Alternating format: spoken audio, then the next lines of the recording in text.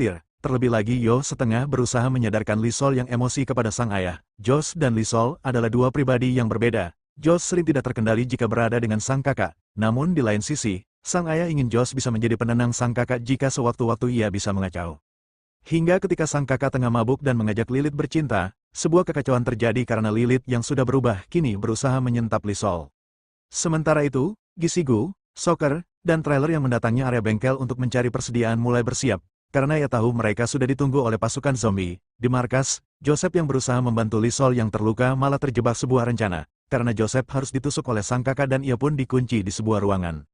Sementara Lisol sendiri kini melepaskan zombie Lilith di area markas agar orang-orang dihabisi. Hal ini ia lakukan karena Lisol sangat kesal kepada ayahnya yang selalu memandangnya rendah. Jadi ia berencana mengacaukan semua ini.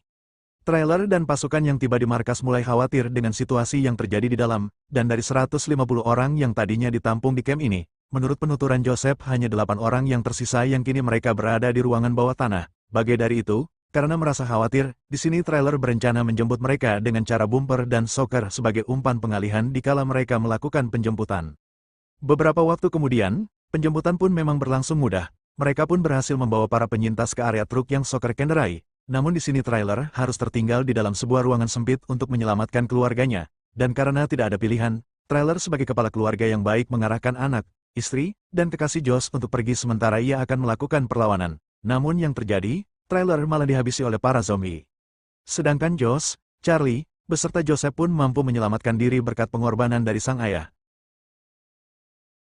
Sementara itu, Lisol yang masih merasa sakit hati karena sang ayah selalu membuangnya mulai membuat kekacauan lain dengan menyerang orang-orang di gereja, di mana ia pun yang tidak tahu sang ayah telah tiada bermaksud menjebaknya ke sebuah gereja tua. 3 lagi Sigu, dan juga Joseph mendatangi gereja.